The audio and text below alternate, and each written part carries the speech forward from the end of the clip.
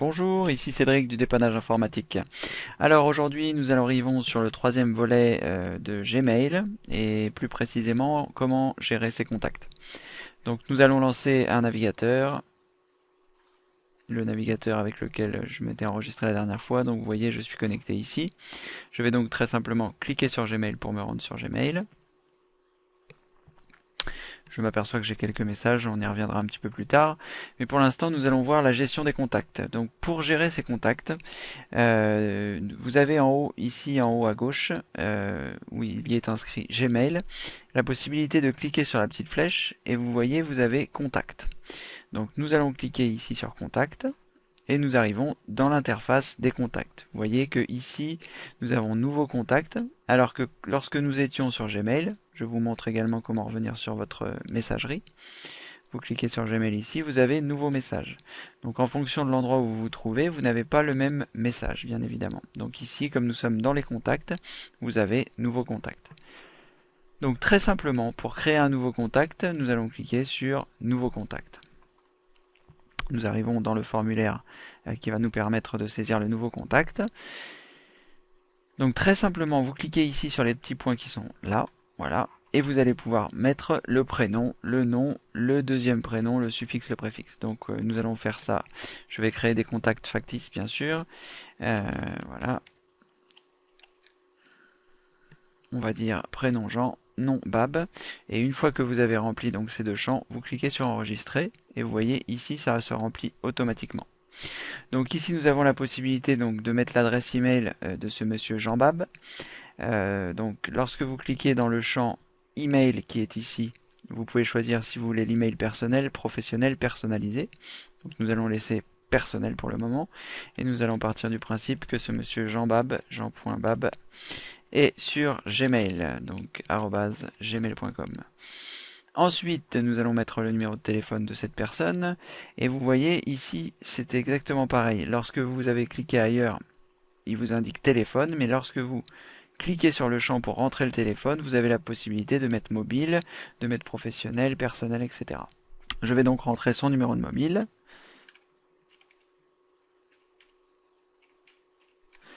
Vous avez compris que c'était un numéro au hasard, donc n'essayez pas d'appeler ce numéro, ça ne servira pas à grand chose. Donc une fois que vous avez cliqué, enfin, pardonnez-moi, une fois que vous avez saisi ce numéro, vous pouvez donc cliquer ailleurs. Et si vous souhaitez rajouter un nouveau numéro, par exemple son numéro personnel, vous pouvez cliquer ici sur ajouter un numéro de téléphone. Nous allons choisir ici personnel et nous allons rentrer le numéro personnel. Voilà. Donc nous avons ici rentré le mobile, ici rentré le numéro personnel et ici nous allons rentrer son adresse.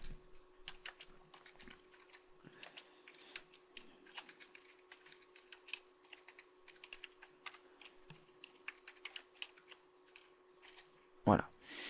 Alors, l'avantage, vous avez également, comme pour le nom ici, les trois petits points. Donc pour l'adresse, vous pouvez cliquer ici sur les trois petits points pour entrer les détails qui se trouvent ici. La rue, la ville, le code postal, le pays, la région, etc. Tout un ensemble de choses. Mais si vous ne le rentrez pas, vous voyez, moi j'ai tapé directement. Voilà, il est capable, très simplement, de remettre à l'endroit les informations. Alors, une fois que vous avez saisi l'adresse, vous avez quelque chose de très pratique qui est ici, qui est le plan. C'est-à-dire qu'en fonction de l'adresse, vous cliquez sur plan et il va vous envoyer directement à l'adresse indiquée. Donc c'est bien pratique si vous ne savez pas où habite cette personne pour vous repérer dans la ville ou ce genre de choses. Voilà. Donc c'est un petit truc supplémentaire. Voilà, vous pouvez rentrer sa date d'anniversaire. Voilà. Et éventuellement l'adresse internet de l'adresse de son site internet.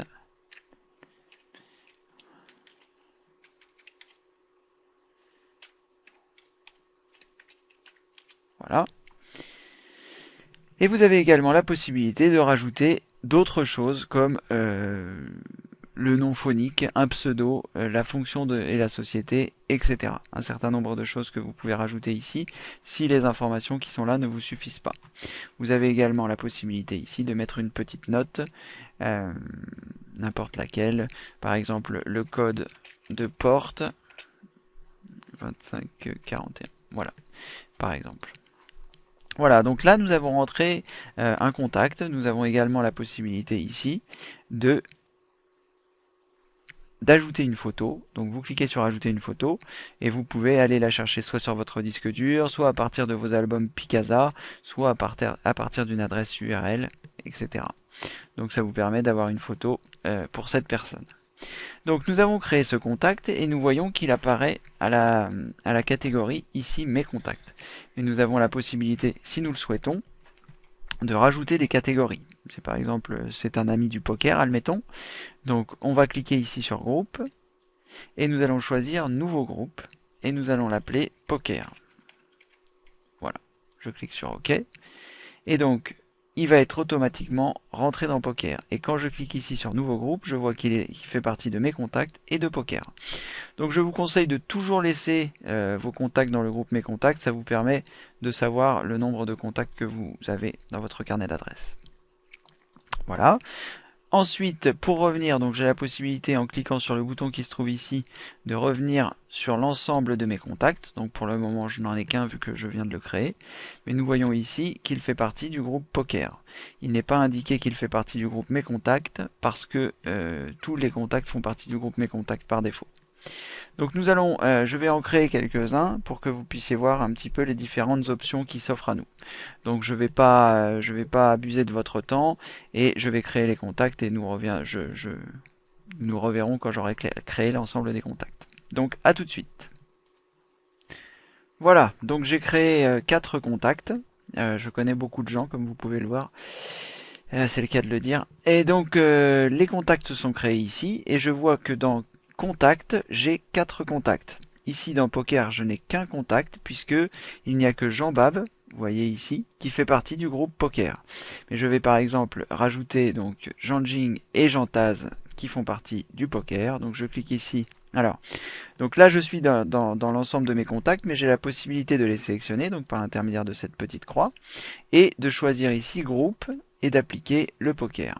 Je choisis poker, je clique sur appliquer et maintenant ces 3 personnes font partie du poker. Donc si je clique ici sur poker, je ne verrai que les gens qui font partie du poker.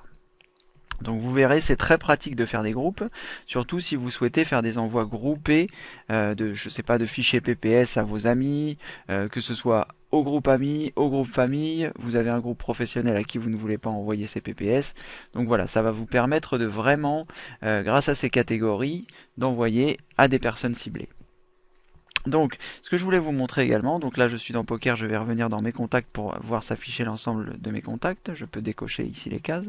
Pour aller plus vite, si par exemple je voulais tout sélectionner, je pourrais ici cliquer sur cette case, pardon, et ça me sélectionne tout, ça me désélectionne tout. J'ai également la possibilité de cliquer sur tout ou sur aucun, ce qui revient au même. Voilà, alors j'ai créé un contact qui était totalement au hasard, qui est Jean Taz. Je vais cliquer dessus pour rentrer dans sa fiche. Voilà, donc c'est quelqu'un que je ne connais pas du tout. Et donc j'ai mis son adresse, donc jean.taz@gmail.com, qui est une adresse totalement au hasard. Et comme il y a beaucoup d'adresses Gmail, donc cette personne existe déjà. Et il s'avère qu'elle avait mis sa photo.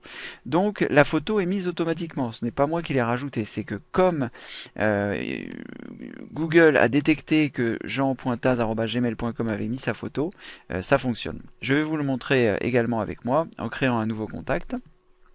Je vais choisir donc mon prénom Cédric, mon nom de famille Chabroli. Voilà, vous cliquez sur enregistrer. Là, je vais mettre mon adresse email, sabroli@gmail.com. Voilà. Et là, vous voyez, ma photo apparaît automatiquement parce qu'il sait que je suis sur Gmail et que mon adresse c'est ça. Donc je ne vais pas continuer de remplir mes numéros de téléphone, mais voilà, adresse 35.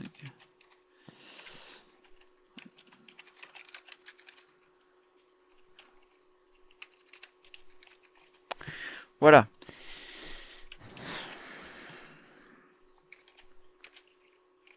Si vous voulez me faire un cadeau, c'est bientôt mon anniversaire. Alors donc voilà, donc ça c'est fait. Je vais aussi rentrer donc dans le groupe contact, appliquer.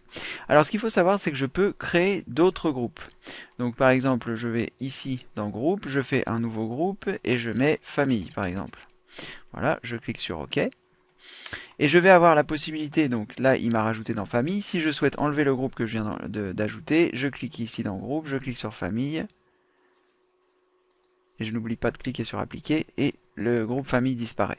Mais ce que je vais pouvoir faire, donc dans mes contacts, décider par exemple que Jean-Bab et Jean-Jing font partie de la famille, donc je les sélectionne ici et je rajoute famille, et j'applique, et vous voyez donc ils font partie des trois groupes, c'est-à-dire que Jean-Bab, qui est ici, fait partie à la fois de mes contacts, à la fois de la famille et à la fois du poker.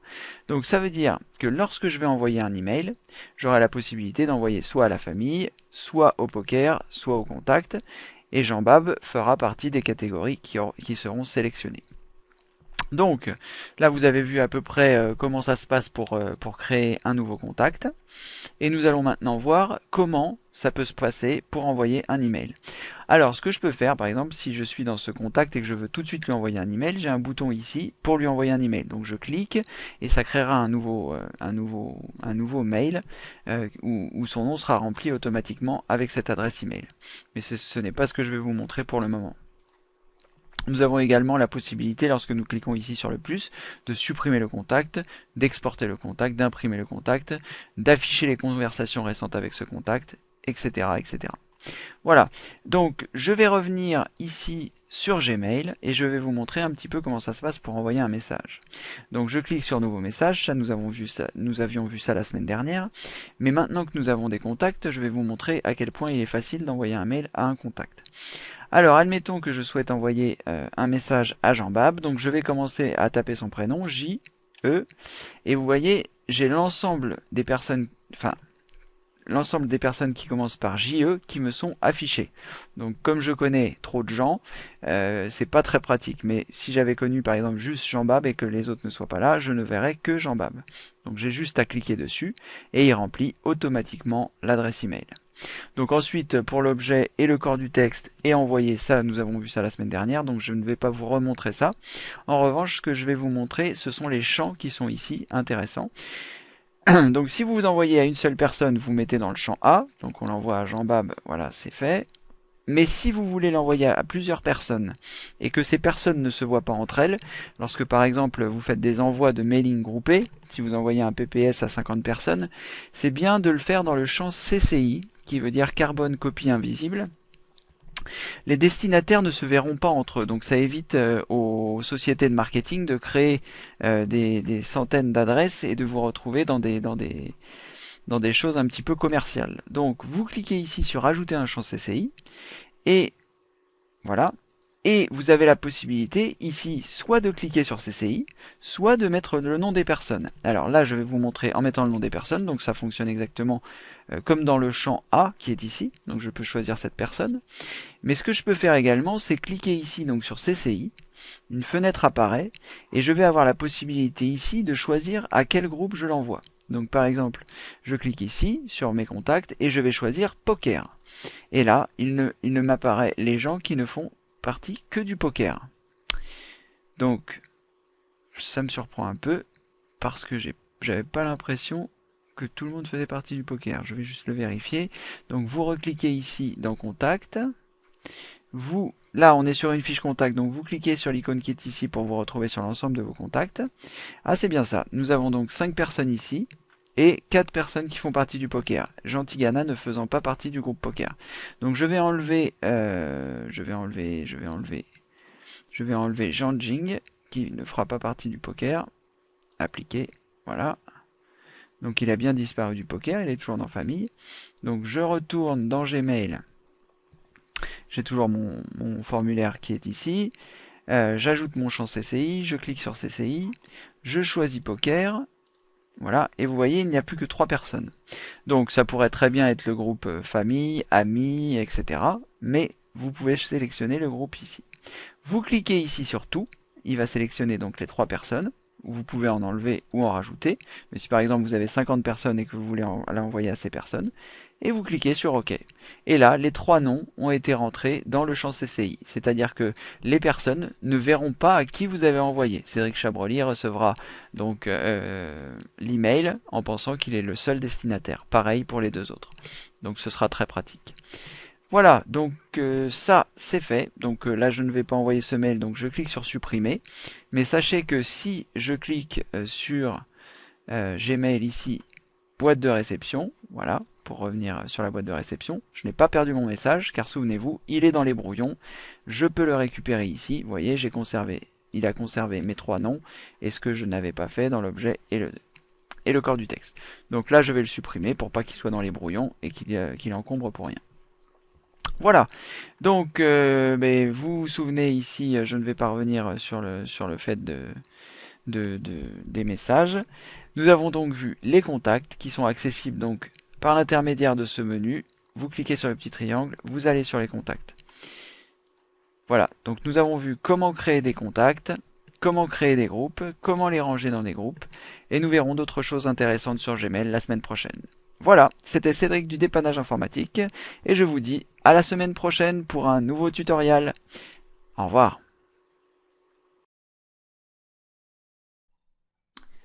Voici une petite vidéo où j'aimerais vous remercier d'être de plus en plus nombreux à regarder mes vidéos. Déjà 9000 vues en 3 mois d'existence, c'est bien encourageant. Un certain nombre de personnes me demandent comment me remercier pour ce contenu gratuit que je dispense chaque semaine. Eh bien, si vous aimez mes vidéos, pourquoi ne pas m'offrir un petit café de temps en temps? Vous pouvez le faire très simplement en cliquant sur le lien qui se trouve sous cette vidéo. Vous serez redirigé vers une page internet pour choisir l'endroit de votre choix. Donc merci si vous m'offrez un café, mais surtout merci de me suivre avec assiduité. Une dernière chose, si vous ne voulez pas rater une vidéo, n'oubliez pas de vous inscrire à ma newsletter. Vous trouverez également un lien ci-dessous pour le faire. Il ne me reste plus qu'à vous dire bonne journée et à la semaine prochaine.